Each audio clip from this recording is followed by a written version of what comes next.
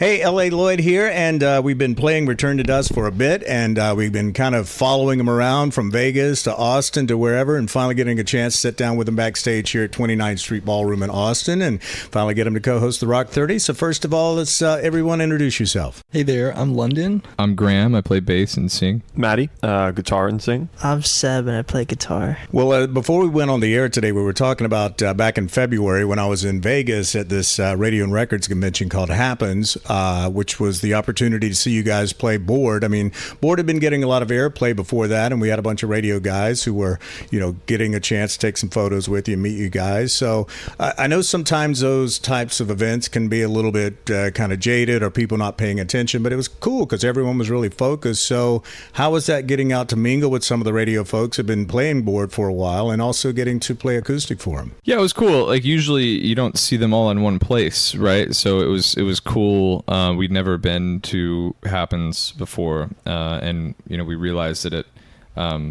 it's like the radio event, right? Like all of the programmers are there, and you kind of get to see all the people that you've been seeing around the country, come together and talk about music and enjoy it. And there's a little after party with some bands and stuff that was super fun. So it was a good time. So as far as recording Board, I mean, we were really happy that we were actually kind of, as the plugged-in version had been kind of running its course, and we kind of get something fresh to play, at least for me on the Rock 30 and everything.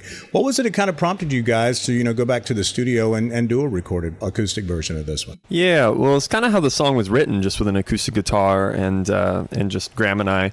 We were just outside, and we were kind of channeling some off-the-road energy, where we were just home and we had a bunch of downtime, and we had this I had this little riff idea, and Graham started singing this like Oasis-y style like verse melody over it, and then we threw this hook on it that we had like Frankensteined it from another song, and then wrote a chorus, like a proper chorus, and that turned into Board, just all acoustic.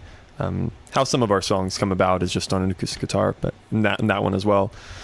So it was the record store stuff that kind of really prompted it, right? Oh yeah, I guess for us to release one, for us to release an acoustic version of the song, we did a bunch of like record store like acoustic performances and signings for our last album that had Board on it, and we posted a lot of those clips just online, and there was a huge reaction from a lot of people being like, we need acoustic versions of these songs, particularly Board. That was one that people just kept like banging down our door for. So it felt very fitting. That was like, it's how the song was written, and also there was this kind of just interest for a version like that.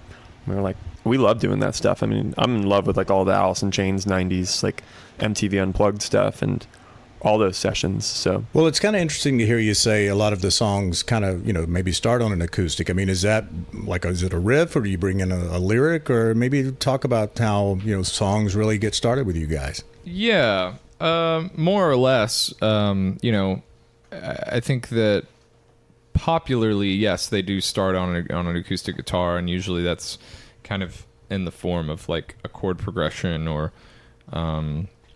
usually like a chord progression of sorts that has some lyrics that are kind of born with it. But I don't know. I mean, recently, since touring a bunch, we've gotten in the writing room kind of as a band, like in the jam room, and like Seb will kind of pull out some riffs, and we'll just kind of jam on it and get it in in Pro Tools in the DAW, and then me and Maddie will kind of write lyrics over that, and that's kind of a new process we've been doing. I think that there's a lot more kind of live energy in that different approach, but yeah, I think it can go a couple different ways. I think historically it's been a lot of acoustic guitar. We're always looking to change stuff up, so yeah. Well, let's talk about you and Graham there being in Midlothian, Texas. I found out you guys were from Texas today. Before you guys met Sebastian in London there. Talk about your earlier time growing up there in Texas, and what got you interested in music together. Yeah, so Graham and we've been friends since middle school, and we've just kind of always hung out in the same circle. Our circle was like very musical, thanks to our buddy Ryan, who like he was the kid who would like bring his acoustic guitar to school and like sing in like math class and stuff, which was like totally rocking. Like we loved that. And so it kind of like prompted us to get some guitars and start playing. And some people thought it was annoying, but we were like, hey, this is kind of cool. If it's cringe, it's just, that means you're being earnest wholeheartedly yourself, you know? Yeah, absolutely. Tell that to the millennial moms. Well, before you moved to LA, it seems like being in Austin for as many years as I have, when people started leaving the quote unquote live music capital of the world, people didn't really go west anymore. They started going east to Nashville. I mean, that seems to be, the new little darling city, if you will, no matter if it's rock or country or what you're playing. What was it that kind of led to your decision to move to LA before you met the rest of the guys in the band? Yeah, so that same buddy Ryan that I was talking about, he moved to Los Angeles and he started working under our producer Jim. Okay. And he wasn't our producer at the time. We went and we visited Ryan on a spring break trip, and Jim just kind of walked into the room while we were playing some music, and he really enjoyed Graham and I's voices. We were just playing a Fleetwood Mac cover. And he loved our voices. He was like, you guys should. He just told us, he was like, y'all should drop out of college and move to Los Angeles and start a band. Yeah. And we were like, sure, man. Depends who you ask. Yeah. My parents did not think so at the time. Yeah, sure. exactly. Right. They're with it now. But yeah, so that was just kind of our in over there. And then we kind of just took the big leap and moved across the country. And there's really no turning back after that. Like once you've solidified yourself over there, it's like you just keep going, Yeah, I think we didn't really realize that it was attainable, like that a career in music was attainable. Because you grow up, like, especially in like such a small town that we grew up in, it's like you grow up and most likely your parents are going to tell you to study STEM, and that pays well, and be a lawyer or be a doctor or whatever. It pays well. You'll be able to buy a home and raise a family, and it's like, that's kind of the default. That's the trad lifestyle. And I think Jim really just like opened our world up, and he was like, no, this is a very real thing, that people have a real income and can support themselves doing what they love doing. Now, he didn't explain all of the hard stuff, Right. He but anyway, no, it's a blast. So I'm glad that he was influential in that way. Well, I remember, I grew up in a small town in North Carolina, so I moved from East Coast to LA. When I got there, it was just like way overwhelming, and then the only way that I kind of felt like I've started fitting in is just, being with the people who've been living there most of their life. Is that kind of how you guys really started meshing and kind of helped them guide their way there to learning LA, man? Because like you said, it's a big ass city, man. Yeah. I don't think I really, I kind of just fit in with the mold with them. I met them, on a random walk with my mom, and then like I was so ready to quit on music at that point when I met him. I was like, I can't play guitar, like I gotta focus on college. And then I met them, I was like, Jesus, I gotta practice. So, and then I never went to LA. I kind of live on the outskirts. Right. So I was just whenever we go to LA, it's like, oh, let's go on a vacation. Yeah. And then we go to like, I don't know, Guitar Center or something. When you met us, Seb, did we like smell like Texas? No, I London, didn't still do. Yeah. It slips out sometimes. Like, howdy, y'all. Yeah. Well, I found out today that where I lived in LA was out in the valley in Sherman Oaks here, and found out that London actually went to high school in the same street that I lived on, man. So, have you lived in LA pretty much your entire life? Grew up there, the whole thing? So, could you imagine living anywhere else? Like if really? So you're done with LA, huh? I would not be there if I did not have to be there, and if these guys weren't there, I would not be there. Right. I feel like that's like like everyone I've talked to. Yeah. That's like the consensus. Yeah. Well, look, man, I got a nickname, LA Lloyd. When I left LA, moved to the East Coast, the listeners started calling me LA Lloyd. I was like, you have no idea. I grew up in a small town in North Carolina. I'm about as far removed from LA as you can possibly get. My first name is Lloyd, and so when I moved from LA back to Virginia Beach, and the listener, this guy who was on before me, kept going like, hey, this guy from LA, Lloyd, is up next. And, the listeners started going, oh, LA Lloyd. My boss is like, don't use that name. I hate it. I was like, well, tell the guy not to stop calling me that because the listeners are picking up. And I had to do an appearance somewhere one day, and it was in the newspaper tonight from, this radio station I was at. It's L.A. Lloyd, and he called me in his office and got this really deep, ballsy voice. He's like, well, now it's in print. You're stuck with it. So that's kind of... I think it's right. I think it's it's sticky. It's flows. It's L.A. good. Lloyd. I don't hardly ever tell that story, but you kind of pulled it out of me. Yeah. Today. So, going back to the record store stuff you did, and obviously the fans have seen you maybe and heard you do acoustic performances aboard there at radio stations when you're doing a little bit of traveling. I mean, it seems like you guys really have this awesome connection with your fans, and you like to do stuff for the fans and recording stuff. So let's kind of talk about how your fan connection was at the beginning and then how it is, grown to where it is today. Man, I mean, well, it really started, we were playing just local shows, whatever local shows we could get at the time in LA. And we would, just post videos from the show, post rehearsal videos online, and, nothing was really sticking until eventually we had a clip of our song Belly Up that went crazy, and people were like, this is amazing. What is this? The kids sound like, Alice in Chains now. These 20, you know what I mean? And so we're like, oh wow, there's people that want this kind of music. And I think it definitely took some time, but we just tried to establish a connection online until we could eventually tour the country, and we started getting offers from bigger bands like Seven Dust and Chevelle and 3 Days Grace, and which is just wild because it's like we grew up listening to all these bands, and then we actually got to interface with all of these people that have been following us online, and I think we did one headliner very early on, and now this is our second headliner ever. So it's honestly, it's really nice to kind of again just kind of see that growth from all of these tours that we've done, and just like make the connection with those fans. And we always try to give them little special things, like this show has got a little acoustic moment. It's got 2 songs acoustic. Nice. Because we love doing it, and we know the fans love it, and we just want to try and give back as much as possible. So I think it's also it's cool seeing like reoccurring faces at these shows. Right. I think it's cool like giving them a different show every time, because they'll see us for 30 minutes and the next time they'll see us for 45, and maybe we'll be tighter or something will be different with the songs. And then I feel like the headliner, you're really getting a big kick in the face with Return to Dust.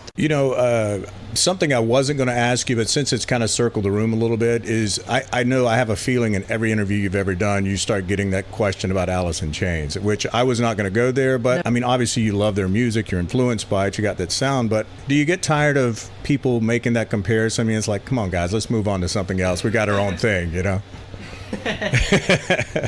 I mean, I feel like sometimes I know when I try to do questions for a band, I try to do something, and I know you're going to not ask every single interview, but it just seems like... Well, I think it's true. It is true, right? I feel like with the songs, especially we have out right now, it's very Alice in Chains, very grunge-like, and but I feel like we're very we have so many songs in the vault, as we call it, right just of all different versatile, I should say. I feel like we got a lot of different bands to pull from. I think what we want to continue to do is just push forward in our sound, and I don't think we would ever deny the Alice in Chains thing. Totally.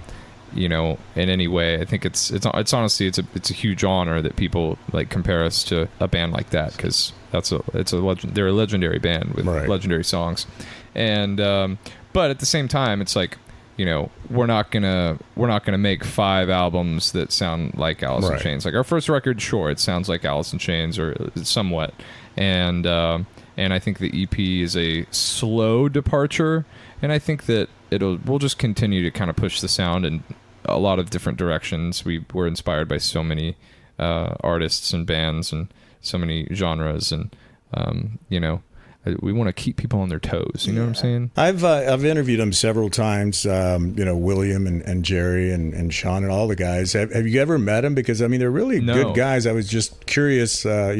kind of Would what. love to. Yeah. Yeah, would definitely love to, Yeah. for sure. Massive inspiration. Yeah, for sure. Now that you're on the headlining tour, obviously, like you said, you can do the acoustic thing that maybe time wouldn't allowed you to do when you're a support act. So, what did you think about when you said, okay, well, now we've got this amount of time to do? I mean, did you really put a lot of thought in what the set list was going to be and where you put the acoustic thing? Yeah. I mean, Oh, yeah. so talk about that a little bit. We're still putting the thought into Yeah. what the set Yeah, we Still actually early on changed it like today.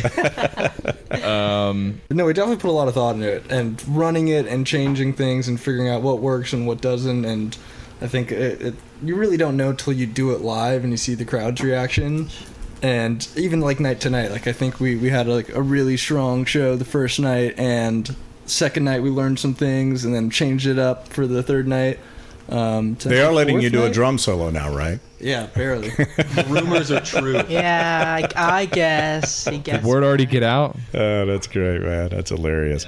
Well, since Bored is a song that kind of got you guys on my show on the Rock 30, and we've talked about the acoustic version, obviously, but let's talk about the song, man. How long have you guys had this one, and, maybe set this one up before we play it again today? Because it's always been a huge requested song since the first time I played it. It honestly is a relatively new like some, because you never know, like some bands and artists like don't release songs for like years. This is not the case with Bored.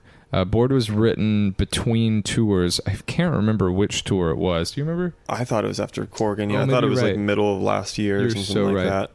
Yeah. It was like written like a month before it got thrown on the EP and sent to the vinyl factory. So, Wow. Yeah, so we were between tours and we were kind of couch surfing because we didn't really have a place back in LA, because it doesn't really make sense to pay rent when Right. you're touring so much. So we were couch surfing at our buddy's place, and the caveat with that is that you don't really have the privacy to go right when you want to. Yeah. So me and Maddie found a nearby underpass, went to the underpass. There's like heroin needles everywhere.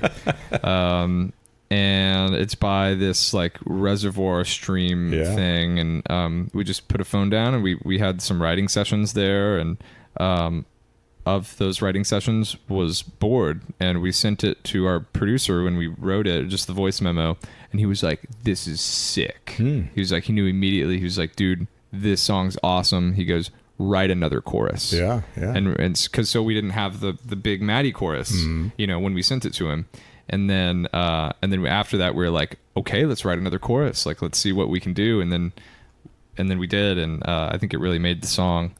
And yeah, man, it's just kind of a song about realizing your place in the world and kind of taking life, into your own hands and realizing that it really is up to you. It's not up to anyone else. And I gotta think, it's so cool. I can just visualize you guys at this underpass, because I know the reservoirs you're talking about and what it looks like with the graffiti and everything else. I mean, some people always talk about it's like, well, where do you get your inspiration from? It's like, well, I kind of look up and you look around. You got to be at least getting a dark overtone to your music. I mean, you're right there in the belly of it all. I mean, did that really kind of rub off on you, just being in that area, even though you were just looking for a quiet place? But I mean, still, you kind of like, wow, I've got this right here around me, Yeah, I think it's actually interesting, like how the environment shapes the music for a lot of bands. Yeah. Like Chili Peppers sound like a California band, Right. Yeah. And so does Stone Temple Pilots. It's like it just has this like swagger in LA, like kind of swagger is the right word in the music. And we wrote all of our songs when we moved out to LA. So it was like we're searching for inspiration, and we're like, every day is sunny. We're like always going to the beach. We're it's just interesting how the environment will impact the songwriting. And in that particular case, it's like, look at all this, all these pieces and like memories and all this paraphernalia and around us right now. Like, how is that going to direct the songwriting? Because it does. What you're looking at is what your brain starts to get racked with ideas. Sure. about. Absolutely. Well, after the headlining tour kind of wraps up, you're hitting the road with Yungblud, and obviously some of these shows, big rooms, obviously some of them already sold out, and All of them already sold out. Yeah. The story I got is, somehow Yungblud had heard about you or something and requested you guys be in the opening act. So maybe tell me the full story on that. That's pretty cool. So around the time the Grammys were happening, he was in LA and he had a post Grammy party at the Rainbow Room, and so we had went, and we weren't really sure if we were gonna like meet him there because it was packed, and you know we were just kind of going to go, and we were hanging out outside, and our manager comes running out, and he's like, guys, like Dom's inside, he wants to meet you guys, and we're like, okay, cool, yeah, let's go, and we're like, yo, dude, what's up? You know, and he sees us, and he's like, the dust. Oh my God, it's, you know, this tour is gonna be awesome, right? And he's just like big ball of energy, and he was and his photographer was there. We like took a photo with him, and we were talking with this photographer, and his photographer was saying that he actually showed Dom our music. They were like in the car together, and he was just playing our music, and Dom was like, what is this? He's like, what is this band? And he was like, oh, it's this guy's called Return to Dust. And he's like, these guys are sick. He's like, let's have them on the tour. What are we doing? Right. And I think they had already gotten an opener for most of the dates, and they had 8 left. And he was like, let's put them on. So wow. So that's how that happened, and we were pleasantly surprised to learn that it was just kind of strange and organic in that way, you know. So that's kind of that story. It's really cool the way you kind of describe meeting him and talking to him, because I feel like a lot of people think, you know, him being so over the top is like this act, but he's literally like that all the time. At least every time I've been around him, man. He's just, like you said, a ball of energy, and he's really cool, and he's really down to earth, really nice guy. So I think that's going to be a fun tour for you guys. Yeah, we agree. It's going to be a blast. I'm glad that you hadn't released Hey Ya before the interview, because I had a chance to kind of check out the video, man. And I got to tell you, when I first read about it, I was like, well, this ought to be an interesting take. And then I see the video, I'm like, man, I've got this whole new complete vibe of this song now, because I was always thinking, you know, like Outkast, oh, such a party song, such up, makes you feel good, happy. And then, wow, I just wasn't expecting this, you know. So tell me about putting your own brand on it, man, because I have to say, I'm the first person that I'm not the biggest guy that go like, oh yeah, you should cover this, but this one, man, is like, you made it like this is your song. So talk about, you know, it's all Seb. Let's hear it, Seb. What you got? Well, I had the idea, like, I think maybe a year prior to when we even thought about doing a cover, and I think I was like telling my mom, like, oh, this would be such a cool song. I mean, it's like, it's sad, and I can hear Graham's like melancholy voice on it. Nice. And I was thinking of it just being like sad acoustic, and Graham just like in a room with a tiny mic, and like, that'd be so cool. Right. And then the idea came up that we should do a cover, and I was like, oh, well, just find the chords and we could do it like a sad version. And they're like, well, let's make it like, I think The Rooster was another song that was thrown out, like, oh, we should do it like this. And it just, there's a voice memo somewhere. Yeah, I think Jim said that, like, you know, because we had like sent Jim the voice memo of like the acoustic idea of the cover. Yeah. And then he was like, I totally get it. It's Hey Ya Rooster. Yeah. You know? It's hilarious. And I was like, wow, that makes a lot of sense. Yeah. So, it just fit the vibe. They just both like. So did you understand his vision the first time he kind of pitched it to you? You were like, oh yeah, we were in the same room. Okay. It was us 3, because I think maybe this was like post rehearsal, and maybe like you had went home already or something, and then Seb was just hanging. But it was us 3 in a room, and then you were like, what if we did an Outkast cover? And we were throwing out a bunch of songs. We were like, how? I think I said like, you know what I mean? I also said like Virtual Insanity by Jamiroquai. I was like, that'd be so cool. But I was like, oh hey, I had the idea a long time ago. Yeah, find the chords. Wild. That is found the chords, and we were like, man, what if we slowed it down and like made it all sad? Because it's a sad song. It is, yeah. Terribly look at like the lyrics. tortured song. I mean, I really pulled up the lyrics when I was watching. I was like, wow, I never really interpreted this song to be kind of sad till you actually read the lyrics. And you're like, man, this is a really sad song, you know? We just put the classic RTD, just kind of heavy but melancholic, and I think it fits really well. We're really proud of it. It's great. Yeah. Closing it out today, I mean, obviously great things are happening right now with the tour you're headlining. You got the Yungblud one. 6 months down the road, I mean, do you feel like there's going to be something where you are at this point where you go like, this is kind of like what we were really hoping to be? Or do you feel like there's just been a lot of challenges that you're still up against as you're moving into the end of 2026? I think we just try and focus on what's in front of us and not think too much about what's going to happen in the future. It's just, you know, we're at this place now because we've just been like totally authentic with ourselves and with our music and everything, and that's just, and we've achieved that by not worrying too much about the noise and all the BS and stuff that's going on. And so we're gonna take it one tour at a time and just see where it takes us. I'm sure we're gonna look back in 6 months and be like, we're a lot farther than we were then. Right. And then we're gonna look back in a year and be like, we're a lot farther than we were then. And that's what it's all about, really. Just keep growing, man. Yeah, there was a huge monumental moment when we were able to like quit our day jobs and start touring full time, and that was like, I'm happy now. I'm good. Right. But obviously there's still plenty of challenges every single day. Yeah, absolutely. Well, I'm glad you guys came on the show today, and good luck with everything. Glad to see you live doing the whole set later on tonight here in a venue, believe it or not, I've never been to before in Austin. So I'm really looking forward to it and appreciate you guys being on the show. Hell yeah. you. Thanks for having us.